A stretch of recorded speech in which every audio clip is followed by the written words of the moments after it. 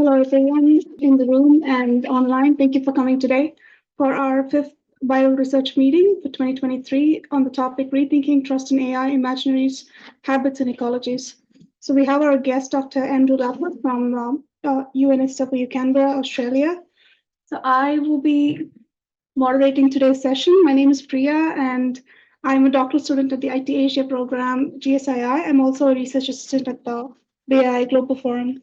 This is my first viral meeting, and it's really an honor to introduce Dr. Andrew Lapworth. Thank you so much for joining us today. Dr. Andrew is a senior lecturer in cultural geography at the University of New South Wales, Canberra in Australia. His major area of research has been in exploring how individuals and communities make sense of and respond to a world being dramatically reshaped by new technologies, and the role of art and aesthetic practice in mediating and potentially transforming that experience. His current research project is in collaboration with Dr. Tom Roberts and Dr. Richard Carter-White, who was with us in December last year. And the project seeks to develop innovative conceptual and empirical understandings of trust that emphasize the more experiential and dynamic dimension of people's engagement with AI technologies across a range of cultural and institutional spaces. His work has been published in many leading journals across human geography and social sciences, including Transactions of Institute of British Geographers, Social and Cultural Geography, Theory, Culture, Society, and Body and Society. So without further delay, I'd like to invite Dr. Andrew Lapworth to the podium to enlighten us on the significant topic concerning AI and trust. Thank you. Thank you very much, Priya. That was a fantastic introduction. No, thanks everybody for coming along today, both in person and online. It's a real honor and privilege to be able to present as part of the Beyond AI research seminar series. I've been in Tokyo a few times, and I've been lucky enough to catch 2 events, which have been really stimulating. So I've got a lot to live up to after hearing Rich and Karen, and hopefully I can do a half decent job. And thanks, Priya and the other postgraduate researchers and postdocs working in the group for setting up today's event. I know it's a lot of work to do these things. When I was a PhD student, I also managed our departmental seminar series, and it's often unsung and unloved work, but it's very important work. And I did it in a time when there was no hybrid. It was just getting people into the room and knocking on people's doors and saying, get down to this event, there's no one in the audience. So you've got an extra demanding job, and I think you've done really great with the things I've seen you do.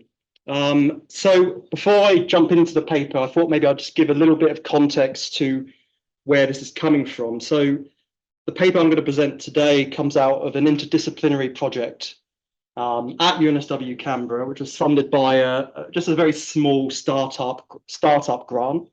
And the idea was to try and bring social scientists and engineers together to collaborate and think through issues related to artificial intelligence as part of UNSW's setting up of an AI hub. So there are many different projects. Our project was really interested in thinking about this question of trust and how trust is experienced, understood, and negotiated in contemporary society. And we had a few transport engineers on our team. So we were particularly interested in those questions in relationship to AI-enabled navigation applications. I'm talking here about things like Google Maps, Apple Maps, and Waze. So what I'm going to present today, there was kind of many papers coming out of this project, but what I'm going to present today is a paper emerging from the more qualitative side of the project, which was really interested in delving into the more kind of social and cultural processes and determinants of trust in AI. And I should note that the paper I'm presenting today wasn't just written by me, although I'd love to say it was me on my own. It's not, it was co-written with Dr. Tom Roberts, who Priya mentioned, who's also my colleague at UNSW Canberra, and I'll be collaborating with him and Rich Carter-White going forward. Lucy Coe, our research assistant, and Dr. Milad Ghazri, who's an engineer at UNSW. So that's the team that are behind today's talk. Well, I'll jump in. So trust, as social scientists have long highlighted, is an essential ingredient of any well-functioning modern society. This is especially true when considering human relationships with technology, where questions of trust and trustworthiness are never far away. When switching on a kettle, for example, trust is placed in its ability to perform an expected task in a reliable and safe manner. i.e. not to electrocute you. Driving is another familiar example where a technologically mediated experience involves an implicit sense of trust operating across different scales, from the embodied evaluations of trustworthiness obtained through the physical feedback of the brake pedal and steering column, to the more dispersed modulations of trust in networked infrastructures such as traffic signals and sensors at busy intersections. Although the question of how and to what extent people trust technologies is not new, what my work and our work is interested in exploring is the way in which emerging artificial intelligence systems are reshaping what trust in technology looks like today. This shift, I argue, is taking place through three interrelated processes. First, and in a more general sense, trust in seemingly intelligent machines is rapidly becoming a necessary precondition for participation in social and cultural life. As sociologists and many people in this room are really interested in thinking about, the consequence of not trusting technologies that are increasingly necessary for day-to-day functioning is the risk of social exclusion and the deepening and exacerbation of already existing exclusions in society. Second, the technological processes associated with AI tend to be far removed from the experience of everyday users, what we might commonly call the black box effect. And this makes the question of their trustworthiness much more obscure and difficult to negotiate. Finally, the capacity for AI technologies to effectively learn from their past experiences and autonomously adapt to new environments raises the question of what it means to trust in a technology that is capable of such change. Of these processes is perhaps the third that is of most interest in the context of this paper. By virtue of its capacity to make supposedly autonomous decisions, AI poses significant and novel challenges to the way people experience and negotiate trust in relationship to technology in a way that requires serious conceptual and empirical attention. I'd say that there has been a lot of empirical interest in trust in the last decade. You type in trust in AI into Google Scholar and you get thousands and thousands of hits just in the last couple of months. But the conceptual side, I think, has been not quite as developed as much as maybe the empirical has. And while it's nonetheless true that all human engagements with technology involve an element of trust, in the past this was largely framed in terms of a technology's reliability. Here, reliability not only refers to the successful completion of a task, but also to the ability of a machine to behave consistently across different spatial and temporal contexts. The situation is very different with AI, which through iterative processes such as machine learning are liable to produce different decision-making behaviors as their algorithms evolve and as they're used in different contexts. There's therefore an interesting philosophical tension at play here, to the extent that a truly intelligent machine would by its very nature exhibit behaviors that run counter to our habitual expectations in ways that really problematize some of the more mechanistic tool-based understandings of technology that we're still kind of accustomed to. So that's a bit of kind of background. In this paper, I want to explore how the ongoing development of AI technologies and their rapid expansion into our everyday lives pushes the question of what it means to trust technology into new and unfamiliar territories, arguably far beyond the traditional frameworks associated with technical reliability. It's important to note, of course, and often this isn't stressed enough, that AI's influence in society and culture is currently taking a multiplicity of different forms, from social media advertising to algorithmic risk models and insurance, to healthcare management, to advanced robotics, and on and on. While remaining cognizant of this diversity, in this paper I draw on research that I've been conducting with colleagues at UNSW Canberra in relationship to probably one of the most familiar examples of AI in our everyday lives, namely people's experience using AI-enabled navigation applications, Google Maps, Apple Maps, and Waze, as I said at the start. Data from qualitative interviews conducted with navigation app users paints a complex, multiplicitous picture of what it means to trust AI, one that is often so often oversimplified when approached as a kind of problem that we can solve through engineering solutions. So here's the outline for the talk today, and it should hopefully run for about 45 to 50 minutes. I'll see how I'm doing. I've got my watch here, so if I get the sense people are fed up, I'll speed up and skip sections, it's okay. But I really want to start by going through some existing conceptualizations of trust in the literature on technology and AI, noting how AI is really blowing the boundaries between the models of functional reliability associated with non-living mechanisms and forms of interpersonal trust, which has traditionally been confined to human relationships. I'll then introduce some recent work in science and technology studies, and particularly a branch of that called new materialism, to develop a notion of what we're calling, a bit of an awkward term, but the term we're using for now, ontological trust, which we argue offers a more conceptually expansive alternative to these other approaches, enabling productive conversations about trust that resist the overdeterminations of dominant anthropocentric standpoints. So that's the kind of conceptual side of the paper. And then in the second part of the paper, I'll go through some kind of findings from our empirical research into this kind of expanded notion of trust. And these were interviews conducted with people that use AI apps in their everyday lives to drive around the city. And here I want to trace out 3 interrelated dimensions of trust that emerge from our conversations with people about how they use and why they use such apps. First, we're interested in how trust is shaped by specific imaginaries of AI that circulate as tropes in media and popular culture. Second, how the question of AI's trustworthiness extends beyond the individual devices and technologies themselves to include the broader, what we call kind of socio-technical ecologies in which these technologies are situated. And then third, how people's trust in AI systems is often negotiated through habits that are embodied and affective, not just kind of cognitive and rational. So the point here being that trust is something that's more than just a rational or cognitive decision. It's something which is very much profoundly affected by our everyday experiences. And then I'll draw out a kind of couple of points of conclusion just to end the paper. Okay, so the question of whether humans can or should trust machines has long preoccupied philosophical and cultural accounts of technology.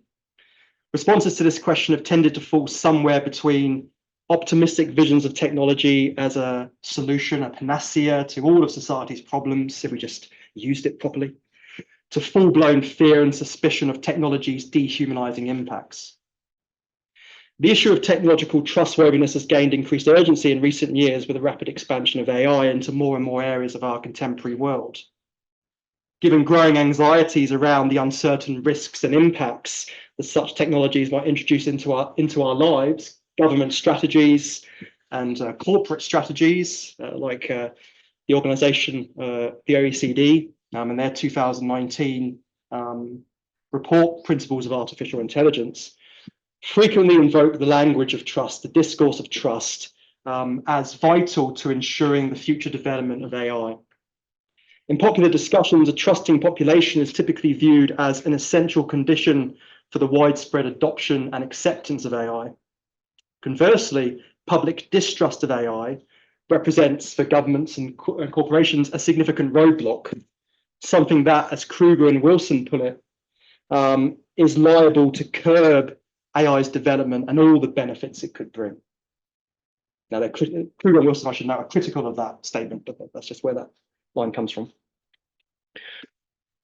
Within the academic literature, one of the most common ways, and the AI literature more generally, I should say, but the academic literature as well, one of the most common ways in which trustworthy AI tends to be conceptualized is by applying the framework and conditions of traditional interpersonal or human-to-human relationships. And kind of interpersonal kind of theories and models of trust. As Blixen and Woolley note in their review of the AI and trust literature, a common feature of such interpersonal framings of trust is that they focus on being vulnerable to the actions and motivations of another. From this perspective, trust is defined as, quote, the willingness of a party to be vulnerable to the actions of another party, based on the expectation that the other will perform a particular action important to the truster, irrespective of the ability to monitor or control that other party. Blixen and Woolley note that this variation of this kind of notion of trust, which depends upon vulnerability and expectation of another's action and their goodwill, has the advantage for them of not only being limited to human relationships, but they argue also could be used to think about human trust in AI systems and technologies. But the question of whether trust in technology can be thought of in the same way as human-to-human trust remains a controversial one. The German philosopher Thomas Metzinger, who was invited onto an EU report, said that the idea of trustworthy AI is first and foremost conceptual nonsense, for only humans can be trustworthy or untrustworthy. And I guess this perspective, this idea that, trustworthy AI doesn't make any sense, is based on one of the key premises of some of the philosophical literature on trust, which argues, and this comes out of the work of Karen Jones, who wrote a very famous paper in the mid-90s called Affective Trust. And she writes that trust, that at the center of trust is an optimism about the other person's goodwill. Right? We trust someone because we feel like they have goodwill towards us. They're doing something for our, kind of benefit, and we trust not only what they're doing, but also what they're thinking and their rationale for doing it. Understood, therefore, to fundamentally lack the motivations, goodwill, and moral obligations that define the conduct of human trustees, it's easy to see how the notion of trustworthy AI comes to be read by some authors as a kind of categorical mistake. From this perspective, then, non-human tools and technologies can be relied upon, but not, properly speaking, trusted.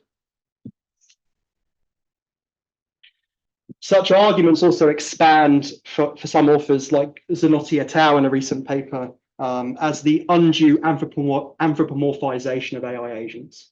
So the ways in which we often try and build AI systems that look like humans to try and coax us into having a human relationship with them. And there's a lot of kind of worry and anxiety around this. And we see this in the design of AI systems like virtual assistants, which typically draw on the anthropomorphized and, as many of you are aware, very strongly gendered and racialized traits of things like voice, gesture, and material embodiment to try and coax users into relating to them as if they are a real human interactant. An obvious example would be Amazon's Alexa, which has been programmed. So when my kids ask Alexa for something, I've tried to get them into a habit of saying, "Thank you, Alexa," when they do that. And Alexa is programmed to respond to that by saying, "Happy to help anytime," which implies a kind of conscious intention and desire on the part of the virtual assistant to be helping you. There's an interesting kind of anthropomorphization at play. But one of the arguments that's made against anthropomorphization is how these, and there's many obviously in terms of some of the more kind of gendered and race dimensions from critical social scientists, but also there's also the argument in the AI literature that these practices and discourse might encourage the erroneous ascription of human-like capabilities to AI systems. And this can lead to situations where we might overtrust systems that exhibit these human characteristics and undertrust systems where those characteristics have not been built in, and that can lead to many kind of issues. There's an interesting empirical study from a couple of years ago about a kitchen robot assistant, and they had one that had an interface and could talk, but made tons of mistakes, dropping stuff on the floor, burning stuff, and another robot which had no human characteristics, but performed flawlessly, never made a mistake. And at the end, they asked the kitchen staff, who would you rather work with? And the vast majority chose the one that would make mistakes, but interacted with them like a human being. So there's anxieties about performance and that sort of thing with this kind of anthropomorphization. And I put up Her here. For those of you who've seen Her, is a very classic illustration of some of the limits of an interpersonal relationship with AI virtual assistants. I think it's kind of interesting to think through. So that's kind of interpersonal trust. So discussions of trust in the AI literature have almost kind of gained something of an aura of unassailability. It's become a little bit controversial, like who wouldn't want trustworthy AI? It's become a bit of a kind of obvious thing that most people are trying to ascribe an aim for. But there's a really great paper that's just out just last year in AI and Society by Kruger and Wilson. And they raise concerns over what they perceive as a real lack of criticality in these discussions of trust in AI, and a general unwillingness to consider how, quote, the discursive commodification of trust is closely associated with the eagerness of private and government stakeholders to promote the implementation of AI systems in the name of trust. So specifically, Kruger and Wilson are concerned about what they see as the increasing practical and instrumental attention to the general public's trust in AI as a precondition for generating the vast quantities of data required by machine learning systems. And this, they argue, leads to a instrumental and extractive framing of trust as a kind of almost like a new economic resource, something that companies are trying to gain, a kind of form of capital, I guess. And if you get this resource, then you can gain a competitive advantage over your rivals. And you can unlock new markets for your technological products. So I guess the kind of thing away the political, the unspoken and often unthought about political economy of trust in a capitalist society is what they're kind of getting at. By overemphasizing trust, scholarly and popular discussions of AI tend to overlook the unequal power dynamics at play between the designers of AI technologies, who often stand to gain financially from increased trust, and the end users, who often have little or no knowledge about the systems they're putting their trust into. Now, I know this isn't an AI example, but I think it's an interesting one that reveals a little bit about the limits of instrumental framings of trust. And it's given really powerful expression by an author, Michael Fish, in his book, An Anthropology of the Machine. And his book is about the Tokyo commuter rail system. It's really one of my favorite books of the last 5-6 years. I encourage people to read it, particularly those of you living in Tokyo. It should speak to you. But he analyzes many aspects of this system, this kind of thinking about the Tokyo railway network as a kind of socio-technical system, and how this is kind of articulated. And one of his chapters focuses on a really tragic event from April 2005. Some of you may be familiar with it, remember it, which was a commuter train derailment in Nagasaki in Hyogo. So the Nagasaki derailment, tragic event, claimed the lives of 107 people and the hospitalization of hundreds more. Crash investigations revealed that the train had been traveling at over 116 miles per hour around a bend in a section of the track designed for a maximum speed of 116 kilometers per hour in a section of the track designed for 70 kilometers per hour. JR West, who managed the line, were quick to lay blame on human error on the part of the driver as the cause of the accident. The driver had overrun at the previous platform and had to reverse and then lost time and was trying to make up time to get to the next station. So he was speeding up. And passengers were complaining about the delay and banging on his door and that sort of thing. So he was under a lot of stress, decided to speed up. Media reports revealed that the same driver had been the subject of humiliating punishments of cleaning the toilets for a month, writing out for hours and hours on end, "I will not make a mistake." Because he made a similar mistake a couple of months prior and was under no illusion that he would lose his job if this happened again. So it happened again. He was very nervous and decided fatally to speed the train up. Following the accident, Fish notes how JR West went through a fairly well-rehearsed routine, and it's got its kind of cultural, at least in Japan, I think, very kind of well-regulated system of apologies and actions attempting to regain the public's trust in the system. And these included apologies on TV, resignations, commemorative events, corporate restructuring, investment in technical upgrades on the line. They also rolled out a poster campaign on their trains that highlighted to commuters in a quite didactic tone, "These are the upgrades we've made on the line to make it safer for you to travel." These actions did little to win over many commuters who felt that the accident couldn't be reduced to any single determinant and were frustrated by what they saw as the company dodging any really serious introspection on the conditions behind the accident. Whereas JR West were keen to make the necessary institutional and technical fixes to get back to normal operations and to regain trust, some in the community wanted further exploration of the complex economic, political, and cultural conditions behind the creation of what they saw as an unforgiving system, a system that can't manage a 90-second glitch, and one who many felt did not deserve their trust. So Fish's example is kind of interesting, although it's not necessarily an AI one, I think, because it really gets at the way, I think, and he argues, that JR West and the community were working with quite different concepts of what trust entails. And Fish in his book glosses this, and I'm not a Japanese speaker, but he calls out the difference between Shinryo and Shinrai. Apparently they're two different words, they mean slightly different things. I don't know which one means which, so you have to apply one. I think J.R. West for the Shinryo part. And they were operating with that more kind of commodified, instrumental sense of trust as an engineering problem that we can find a solution to. Whereas the sense of trust the community we're working with was a much deeper questioning of almost the kind of what Fish terms and the terms that I'm using for this project, more kind of the ontological dimensions of trust in human-machine relations. And one of the things that Fish highlights in his chapter is how the community wrote their own report of the accident out of their frustration with J.R. West's articulation of the event. And one of the things that they really brought to the fore was how humans, society, and technology are not ontologically distinct terms, but rather bound together in relationships of mutual interdependence. So here for the community, trust couldn't be reduced to the properties of any given object or system. It's not just about how reliable or how many upgrades have been given to the train or the train line. Instead, it kind of takes on the quality of what Fish calls a kind of force of collective coherence. It's about the ethical quality of the relationships that hold between humans and non-humans in a kind of social collective.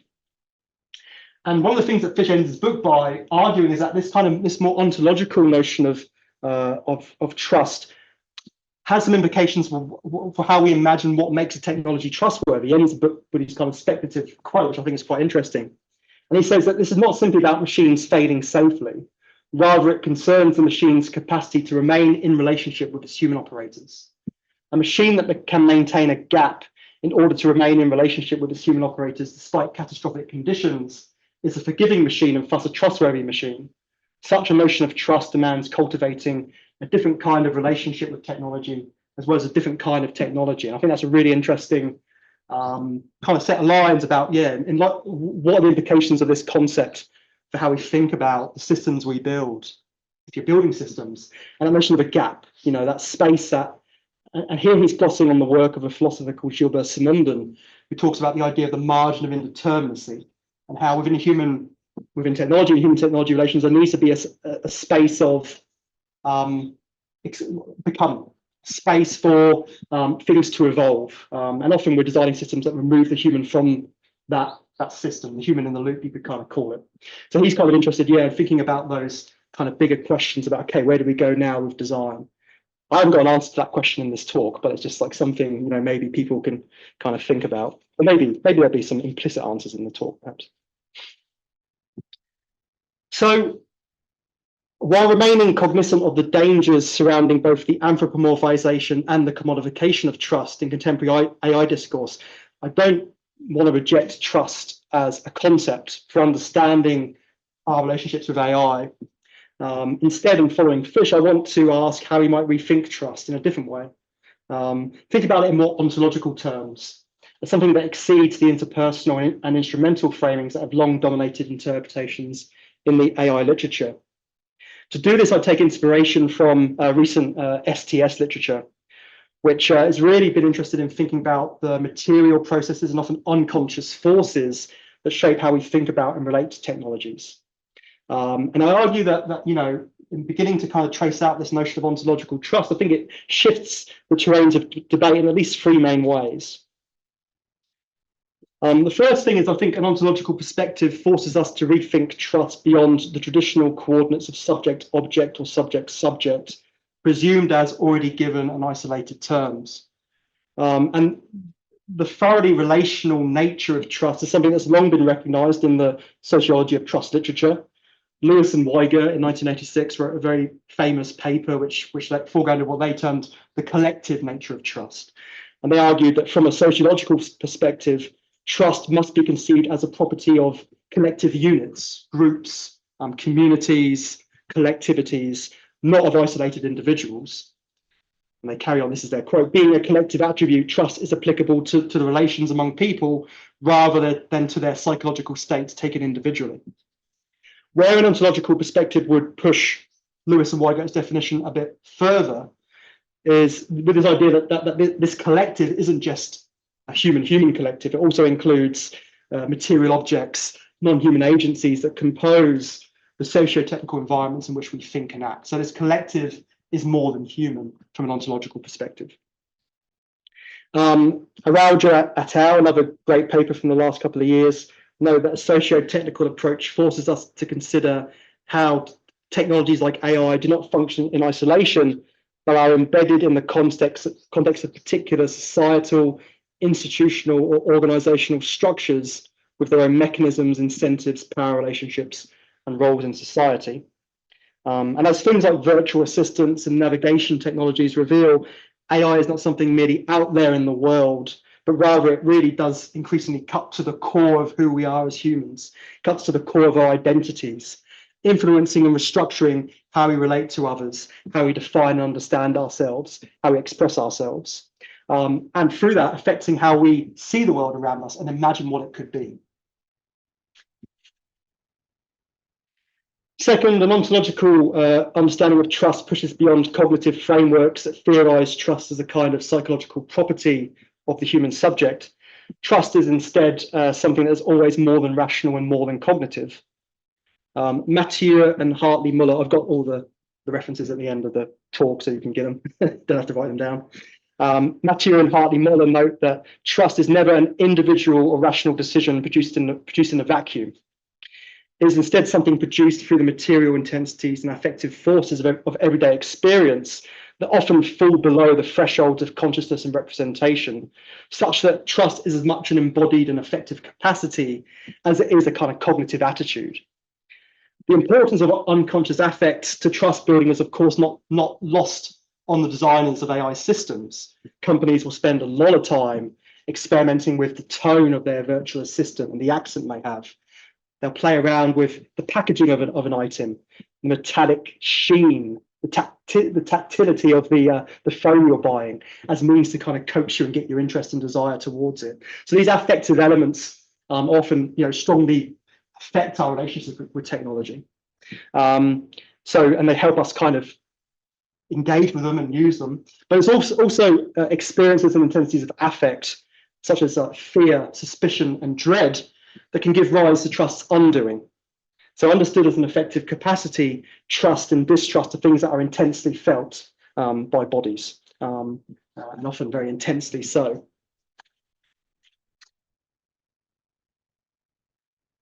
Third, and from an ontological perspective, trust is a phenomenon grounded in the embodied routines and habitual patterns of encounters that compose the everyday. Humans trust, Sarah Pink and her colleagues argue, when we feel confident enough that any improvisatory action is sufficiently cushioned by the familiarity of our routines and habits. This does not mean that habit thereby is some kind of fixed disposition, since habits, as Pink et al. Go on to argue, and here they're drawing on some really interesting work coming out of philosophy, which attempts to rethink habit beyond just this kind of mechanism that repeats things in the same way over and over again. They argue that habit are not always repeated in exactly the same way every time, since nothing can ever be done in the same way more than once. So as a kind of habit, trust kind of has these kind of potentials within it that make it into a kind of volatile force and something that is liable to be undone by new experiences, new encounters. Bad situations, can really interrupt our habits and disrupt how we think and move through the world. So those are kind of some of the ways in which we've been thinking about how a kind of ontological perspective, which gets at this kind of more situated, experiential, and commingled understanding of human relations technology, might push forward some of these kinds of debates. So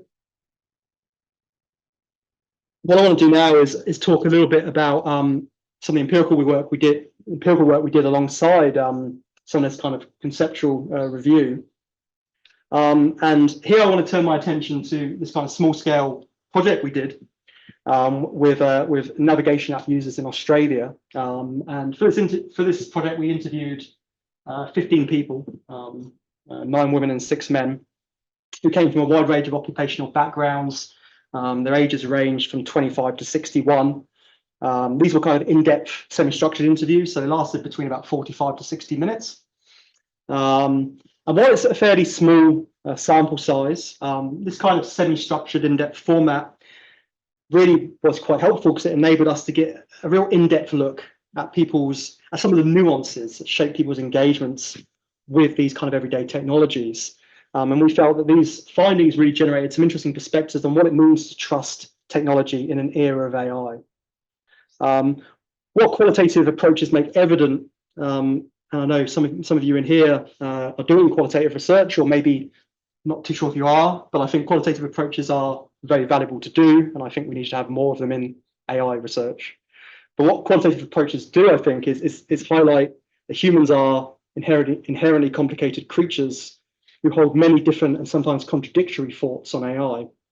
And this might seem like a fairly obvious point, but it's important to restate this point, given that so much of AI's corporate success seems to depend upon an assumption that the question of trust in these technologies can be reduced to a solvable problem. And that's often the thing with the engineers on the project. We often found that they wanted to find out what we found out about trust so they could design a better model. They feel like they can, whatever we think, whatever shapes someone's trust, we can build that into our model. I think what qualitative approaches do is they really unsettle some of that kind of engineering paradigm, which often underlies some of these debates. So our results suggest that understanding trust in these technologies is not straightforward, precisely because it plays out through the ontological registers that I mentioned a moment ago.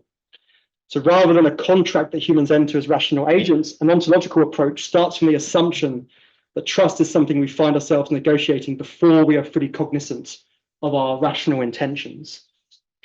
And in what follows, I want to explore how these ontological dimensions of trust played out in our interviews through an appreciation of these kind of three themes that came out of our conversations with people. The importance of kind of perceptual imaginaries, the relational ecologies that shape how people interact with and understand technology, and finally a kind of understanding of the role that kind of everyday emotional and affective habits play in shaping people's engagements. So the first key theme that emerged in our interviews relates to the power of collective imaginaries in shaping people's understanding of AI, what AI is, what it can do, and therefore their capacities to trust in what AI is and what AI can do. Of particular interest for us was the recurring tendency in our interviews for people to conceive AI through the visual imagery or motif of the robot as a kind of autonomous technical being. Thus, in this quote on the slide, Henry, a 29-year-old injury manager, describes how he associates AI with the imagery of robots that have not only become autonomous, but also capable of evolving. This recurrent image of AI as a kind of autonomous robot is interesting because it stands in stark contrast to the kinds of distributed cloud-based computational technologies that enable navigation apps like Google Maps and Waze to make intelligent decisions in response to the dynamism of a constantly changing environment in the city. According to the media theorist Paolo Borri, this shift towards a kind of disembodied aesthetic of machinic intelligence is something that has been actively shaped by companies such as Google DeepMind as a means of countering the more negative narratives associated with the imagery of killer robots, and by extension making their products more attractive to the general public. So companies are very interested in shaping the aesthetics of what AI looks like to try and get away from certain dominant imaginaries. Returning to the interview data, we can begin to unpack the nuances of this tension in more detail and to consider how they play out in relationship to trust. Several participants described how they thought there was little public understanding of AI and the kinds of technical processes involved in its concrete applications. For many of our interviewees, the notion that AI was present in their navigation apps actually came as a surprise. In fact, it was a surprise to me when we first started on the project. I didn't quite realize how much AI went into things like Google Maps, but that reveals my lack of engineering knowledge. When asked about the technologies that she associates with AI, Sadie, a retired teacher, noted, "I wouldn't mention Google or Google Maps at first, but come to think of it, obviously they are. I think of personal like companion robots, such as the ones that you see at Questacon." So for those that haven't been to Questacon, you should go. It's in Canberra. It's basically our equivalent of your Mirai Can. It's kind of like a science and technology museum where they have robots out. I went to Mirai Can on this trip, and I think one of the things I'm really interested in doing going forward, a bit of an aside, sorry, but one of the things I'm really interested in thinking about going forward is a kind of cultural geography surrounding how robots are exhibited to publics. Because I think Quest are kind of a project at the moment, which I'll show you some images from, actually I've shown already, which is really interested in probing some of the ethical implications of AI. Whereas Mirai Can, it was much more of an entertainment, stroking, you know, the dog and stuff. And it was really just fascinating for me to explore. So that kind of cultural geography of those imaginaries of robots is something that I think could be interesting to do. And maybe, you know, some of you might be interested in doing that as well. So going back to the talk, where was I? So the visual motifs of autonomous robots inherited from often science fiction, film and literature play a significant role in shaping people's expectations of AI, both in terms of its perceived trustworthiness, but also on a deeper level in terms of its concrete manifestations.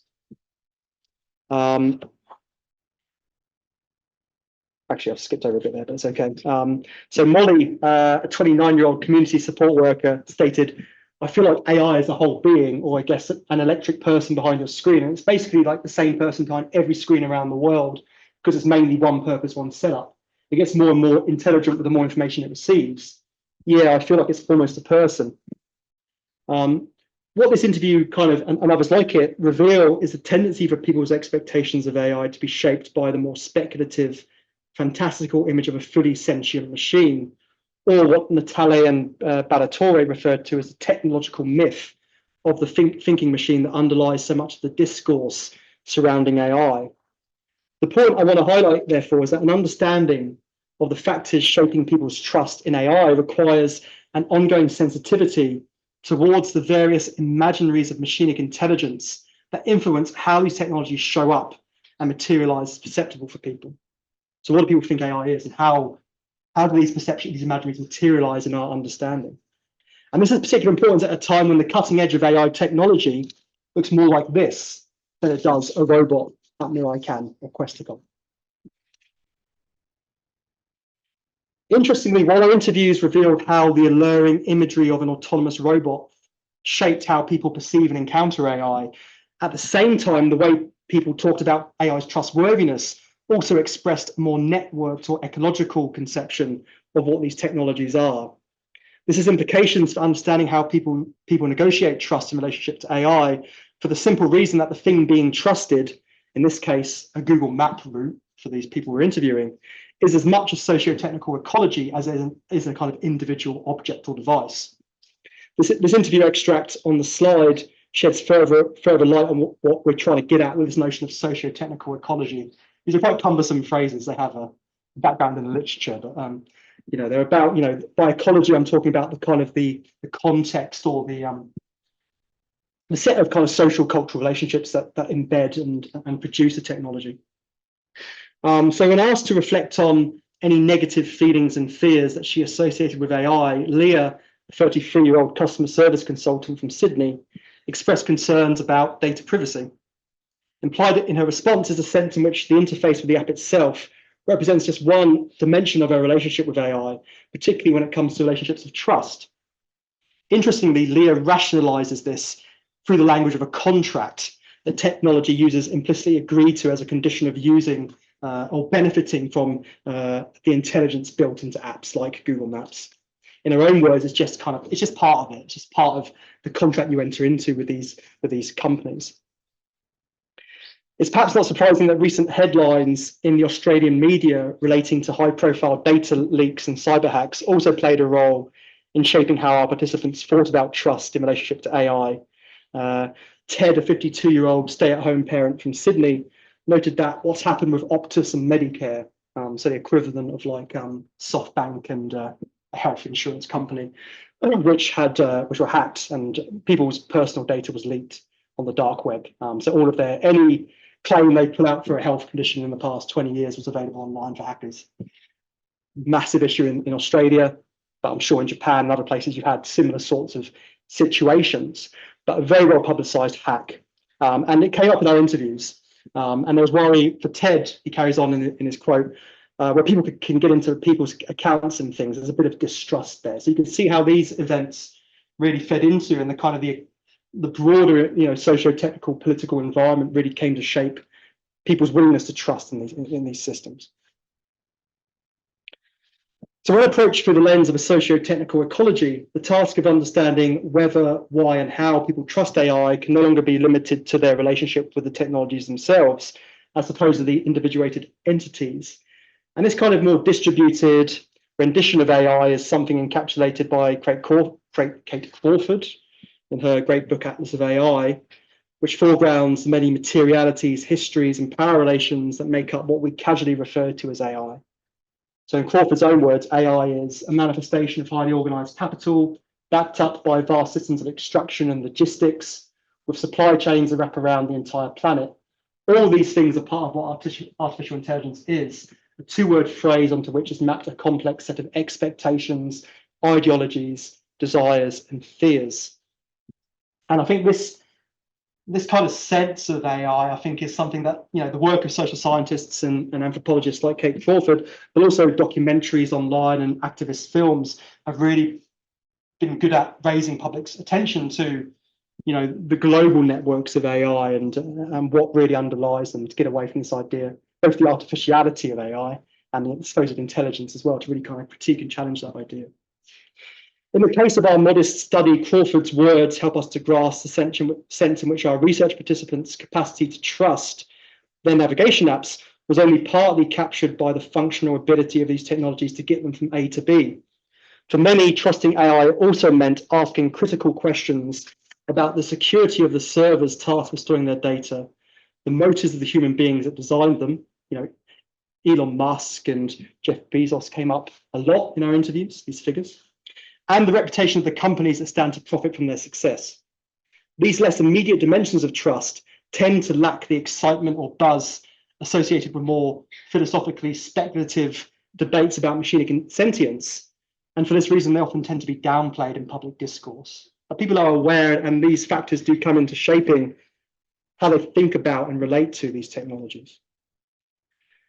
So for some participants, questions relating to the trustworthiness of their AI-enabled navigation apps also led to broader discussions concerning the power imbalances between themselves as app users and giant tech corporations like Google and Apple. This was most clearly articulated by Sadie, who, when asked to comment on the trustworthiness of Google Maps, said, there's one company that has information about every corner of the earth. I don't think that's a very good thing. So in terms of trustworthiness or potential to do harm, I would say, yeah, it's quite risky. In my personal view, if it gets me from A to B, that's job done. But I was probably a late adopter of smartphones, I would say. Just the thought of some technology knowing where I am or potentially knowing where I am didn't make me feel very comfortable about it. In this extract, Sadie expresses her concerns about the incredible power wielded by corporations, in this case Google, through the collection of vast amounts of geospatial data. Here, trusting Google Maps is framed, understood, and evaluated in terms of both the corporation's potential to do harm, as well as the more functional dimensions of getting from A to B. Sadie's response suggests that some technology users are acutely aware of AI's role in enabling a new phase of what authors call surveillance capitalism, or what Woods refers to as the quotidian acceptance of ubiquitous surveillance within the most intimate aspects of our everyday lives, where we go, where we drive to, what we buy, who we meet. With this in mind, understanding trust in AI becomes inseparable from the broader socio-technical ecologies of power, politics, and profit that transect even our most familiar everyday technologies, including something as mundane as a navigation app. I'm coming at 43 minutes. I've probably got another 10 minutes to go. How are we feeling? Can I carry on, or do people want me to wrap up? Is that okay? Thank you very much for your patience. So the third and final thing to be thankful to hear that many of our interviews touched on was the vital importance of habits and routines in shaping their capacities for trust. So moving here from, I guess, the more kind of the bigger kind of political economic questions to the more kind of intimate embodied questions and ideas that people brought up in our interviews.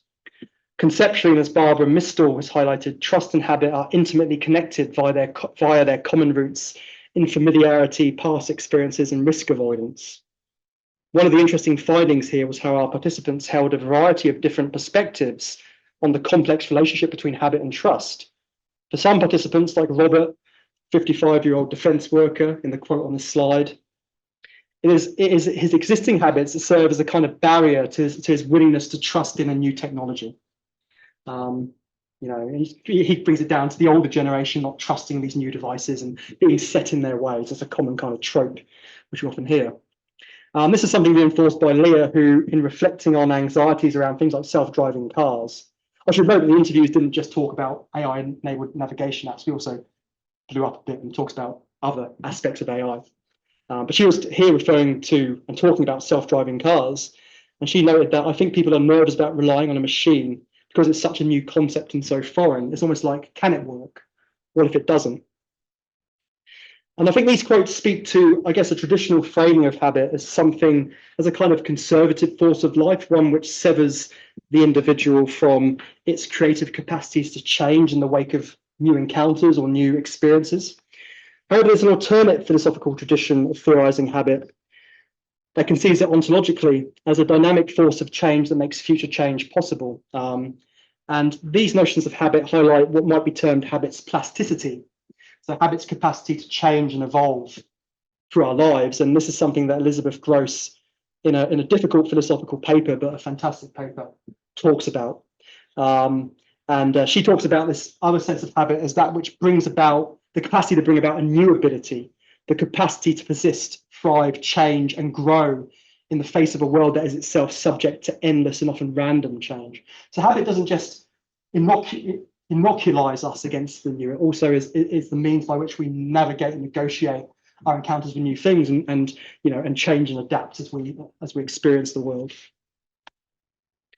The progressive development of habit, as some of our participants noted, helps enhance the predictability of the surrounding environment, while also freeing up capacities for responding to change. When asked to reflect on the context in which she would use AI-enabled navigation apps like Google Maps, Caitlin, a 47-year-old childcare worker, commented that she got into the habit of using Google Maps whenever there is an additional need, like if I'm listening to something or if I have my daughter with me in the car and she's chatting a lot, and I just want to keep my mind on where we're going. Cherie, a 38-year-old engineering manager, also touches on this sense of a double law of habit, entailing the weakening of sensation but the strengthening of attention and action, when she notes that she uses navigation apps pretty much every day, wherever I go. I have it in the background so I don't have to think about where I'm turning or where I'm going. A more ontological understanding of habit also provides a mode of thinking that shifts beyond the confines of the individual subject to think about the active role that our material environments and contexts play in shaping our capacities, including our capacities to trust. So really think about the context-dependent nature of trust, the fact that trust isn't something we have once and for all. It's something that changes as we move into different spaces, and the spaces we're in really do shape what we do and how we think. And a couple of people brought this up. Cherie again questioned whether in environments where things change really quickly, like in the city, I would trust a navigation system. I think I don't trust it to be updated to the current conditions, so I just kind of avoid it. So the technology isn't really, able to know what the fastest route is, and so she'd rather just use her instincts rather than rely on it in a particularly stressful situation. Rita similarly kind of touched on a similar sort of point where she said, in an emergency, I would have trouble trusting these apps. I would rely on my own judgment, my own direct experience. So maybe on the Sunday drive where I'm not in struggle to get somewhere, but when you've got an important job interview in the city, maybe I'd trust these things more and I'd use them more. What these quotes reveal then, I think, is how trust cannot be conceived as a kind of disembodied and decontextualized decision of a human subject.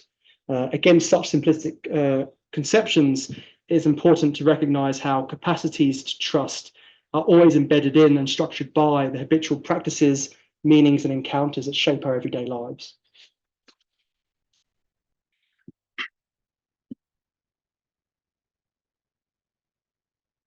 So just to end then, I began this talk by arguing that the emergence of AI is disrupting established understanding of what it means for people to place their trust in technology. I suggested that AI's capacity to make decisions that we might not intuitively understand troubles the traditional binary between, on the one hand, models of technological trust that focus on functional reliability, and on the other, those that take their inspiration from interpersonal relations. Well, interviews with users of AI-enabled navigation apps revealed, however, is that the negotiation of trust is a complex process and one that cannot easily be pinned down to the relationship between discrete objects or individuals, whether human subject to human subject or subject to technical object. Thinking about trust in these overly individuated terms might provide a convenient shorthand for talking about our relationships to technology. So it's quite a useful symbol and imaginary, but it falls profoundly short when really trying to understand the dynamic processes at work that shape how we relate to and think about technology. This argument could be applied to all technologies, but is nonetheless, I think, particularly evident in the case of AI, where the building and breaking of trust requires users to navigate a multitude of ontologically heterogeneous processes in their everyday encounters with these technologies. I explored this complexity by identifying three key themes that came out of our interviews. First, I noted how participants' relationships with these technologies were strongly shaped by imaginaries that have significant impacts on what they considered AI to be, and therefore whether and how it could be trusted. Second, I explored how participants made sense of and negotiated trust in ways that were often attuned to the broader socio-technical ecologies implicated in AI's existence. And third, and finally, I unpacked the role of unconscious habits in both enabling and disabling trust in response to encounters with different contexts, environments, and scenarios. Given the small scale, kind of qualitative nature, intensive nature of the research design that underpins this paper, it's important to resist the temptation to make kind of sweeping generalizations about AI from what I've talked about today. There's a lot more work to be done around trust, both empirical and conceptual. I think, particularly, some larger scale longitudinal studies which follow people's use of AI through their everyday lives, like, again, the shapes. And one of the things that we might think about doing as an extension to this project is to have ride-alongs with people and talk to them about their use of AI, just to kind of get at that more dynamic sense, which is sometimes difficult to get from a kind of a one-on-one interview where we're talking about things outside the situation. That said, I want to draw the talk to a close with a more speculative observation regarding the fractured, multiplicitous experience of trust that emerged during our interviews.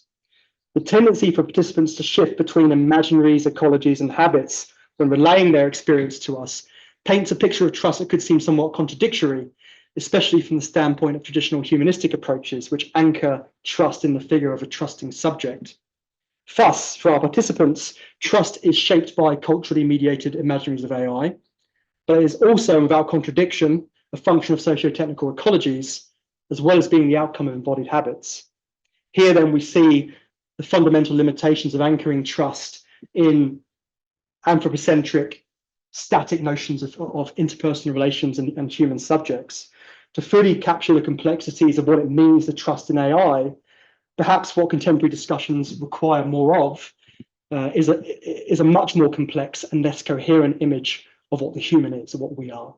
And I think that's really important conceptual work to be done by researchers. And I know many of you are grappling with that question in your own research. So interested to hear your thoughts and experiences doing that sort of stuff. So thank you for listening. Sorry for going a bit over, but I appreciate the patience.